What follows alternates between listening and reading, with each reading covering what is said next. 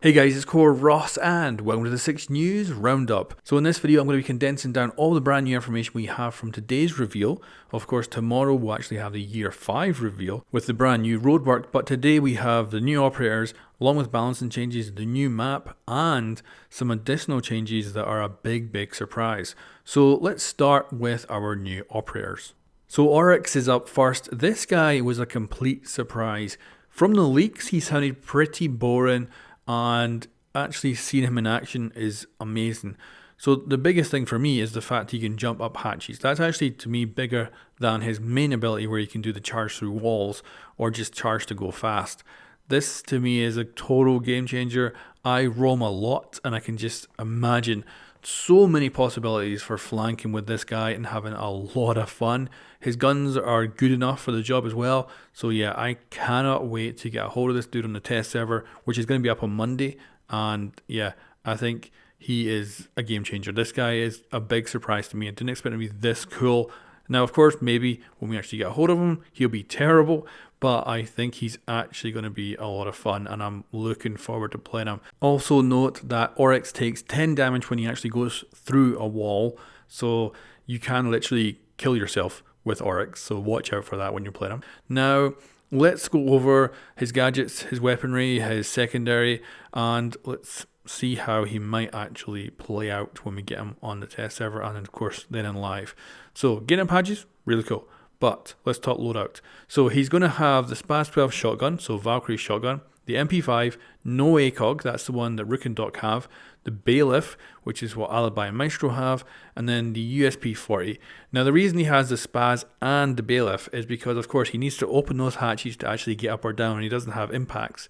So this means you can always have a shotgun with him at any given time, and you definitely want to have one of these equipped for sure. He then has barbed wire and a bulletproof cam. So secondaries are not exactly very powerful when it comes to roaming, but certainly the bulletproof cam is going to be somewhat useful, and barbed wire will probably be my choice. Then when it comes to counters, I only see him having soft counters. So Gridlock will slow him down and stop him from doing his charge, which I don't think is an issue. Nomad will also stop him, but again, I don't see that being an issue. And they got so desperate to find a counter for this guy that they actually added Lion in as a counter. This is not a good counter because this guy will just blast through a wall and kill you. So, you know, being able to detect that is not exactly very useful. Now, he also gets countered by claymores. I actually wonder if he might be fast enough to get past claymores. I'm going to have to myth bust this because I think he might be able to do it. They did say he is the fastest operator because he can actually go faster than everyone else. But when it comes to him countering other operators, he is a hard counter for all shield operators. Just even an extended shield here, he can get through. This is going to be huge and absolutely massive addition to the game here. So massive change when it comes to the shield operators. Now let's move on to the attacker, Yana. She is basically just a walking drone. I think that's the best way to describe it. She can construct a hologram, move it around just like a normal person, and she can see out of it. It's easily destroyed, just like a drone as well, but she is going to be the most powerful intel gathering operator out there. The reason for this is she's of course going to have her two normal drones. She's also then going to have her actual holograms, and she can make as many as she wants. It takes time to charge up, but she can keep putting them out and keep baiting the enemy or keep locating the enemy. And I think she's going to be an incredible team player, one of the most powerful team players. And solo play, I don't see her working out so great, but certainly you're going to be able to trick quite a lot of people with her. So yeah, this could be incredibly powerful. And just, you know, sound is so important in Siege. So the fact that she just makes her normal noise, you know, when you're running around, even if you don't see her, someone runs past you, they're going to hear that. They're going to, you know, they're going to be after that person that just went past them. And of course, it's going to end up being a hologram. So yeah, this is going to be a big deal. I think I'm not going to be good with her, but I could see a lot of people being very good at using her. And overall, yeah, really good. Also note that when Yana's cosmetics are changed on her character, it will also change the hologram. This is because it is just a player model running around. It's not like Alibi where it's a special kind of low res version of Alibi, which of course would be impossible to then make every combination of the possible cosmetics she could put on. And this means that she is a perfect representation of the character model you pick. She also has some pretty good weapons, not very good secondary weapons, but she has the ARX 200 assault rifle, so that's Nomad's. It does come with the vertical grip for her, so a pretty decent weapon, low magazine count, but of course going to have the ACOG on it. Then she's got the G36C, and of course the Canadian pistol as her secondary, and then she's got smoke grenades and frag grenades. Overall, interesting combos for sure. When it comes to counters, she does have some hard counters, so mutes will actually counter if she's in range of a mute jammer, so just kind of in that fizzly bit when you can hear it, her hologram will actually flicker, letting you know that it is indeed a hologram. So if you're a defender, you don't even have to bother shooting it, although you probably want to stop the intel. And the bandit batteries and Kaid as well, of course, can electrify stuff, and with the limited health, just like a drone, she will get destroyed on those barbed wires, and she will then have to charge it back up before bringing out a new hologram. So that is another counter to her, but you can avoid that quite well. Then of course Castle, but even just a normal barricade is going to stop her getting in, because you can't do anything when she's a hologram. She can't melee stuff, she can't shoot, she can't use any gadgets. This means that even just a simple wooden barricade is actually going to stop her hologram from getting into the objective or the building or wherever you're trying to get to. Now let's talk operator changes. So on the live stream they mentioned Legion and Twitch. When I heard that I thought, oh god, both of them are getting nerfed. But they actually only nerfed one of them, which is Legion. So they've reduced his intel capabilities. As you can see now, you can no longer see his Legion mines on the HUD unless you have direct line of sight and you're close enough. This means he is going to be able to get less intel from those mines. You won't know now which one has gone off when someone steps on it. So you'll probably have to change the way you play Legion a little bit to make up for this. But still, going to be a useful gadget. I don't think it's going to be a big problem.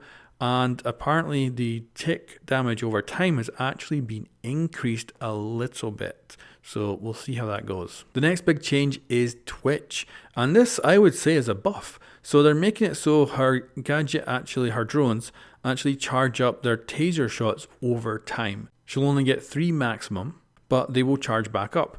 This to me is a really good addition to Twitch. She's already a great operator. This, to be honest, seems like a really good change. It does mean that, you want to go in, tase a couple of times, put your drone somewhere, leave it for a bit to let it recharge.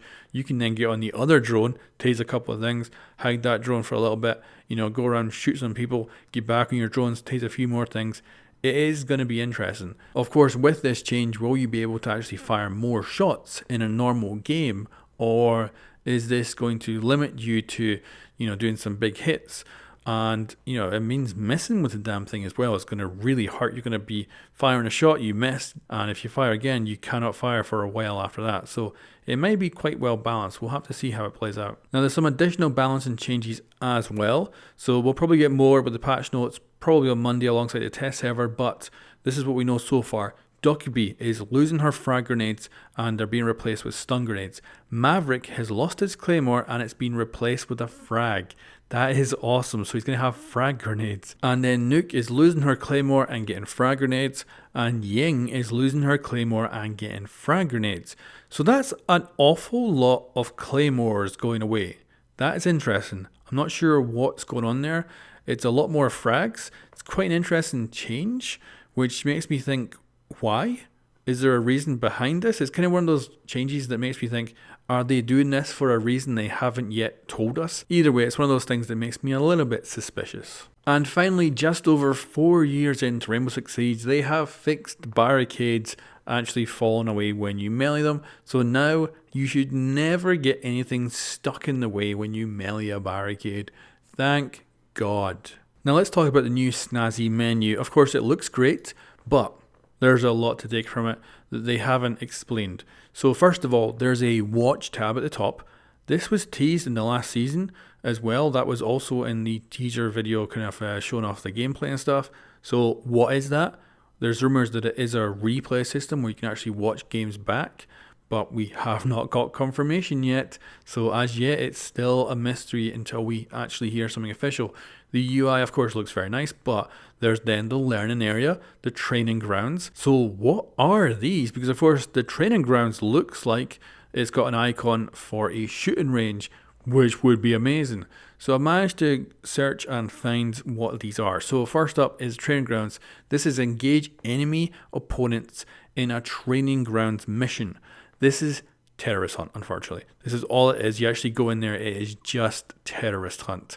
That's a pity, but I'm assuming that they're leading up to something else, because that sure as hell isn't, it doesn't match up right. It sounds much more like they're planning to put something else in there in the future.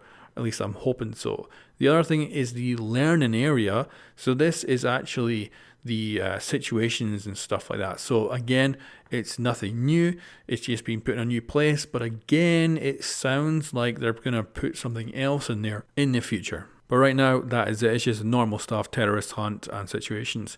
But maybe with the Year 5 roadmap tomorrow, perhaps we will get something a little bit more interesting revealed for future content that might get added into that. Right now, that's all we know. Now let's hit the last few things here. So we've got the Elite for Cav. It's going to be coming out actually before the season is released. So it's going to come out on February 20th. Of course, we've been wondering when this is going to be coming out. You might have actually seen it on the PC as hackers have been using it, but it is finally being released.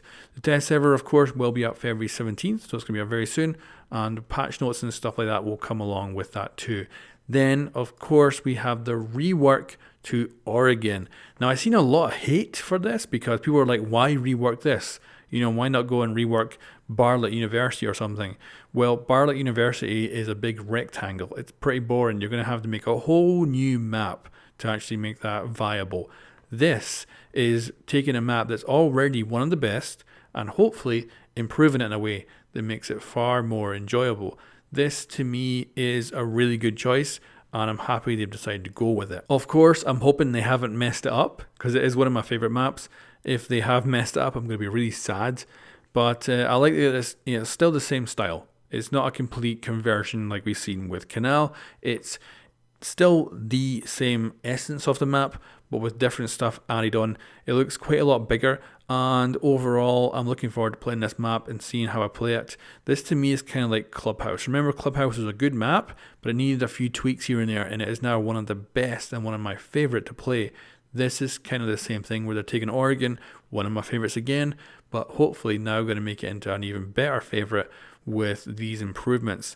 And I'm hoping it will be basically a Clubhouse kind of upgrade that will take this map to the next level and be even better than it currently is, hopefully. Yeah, we'll see if that works out. Anyway, guys, let me know what you think of all this in the comments below, all the information we've got. And yeah, this to me is quite an exciting season. We've still got basically half the information to go because we'll get the Year 5 roadmap tomorrow in the reveal. So that could add a lot of extra stuff to what we don't yet know that they seem to be teasing towards. But right now, let me know what you think of Operation Void Edge.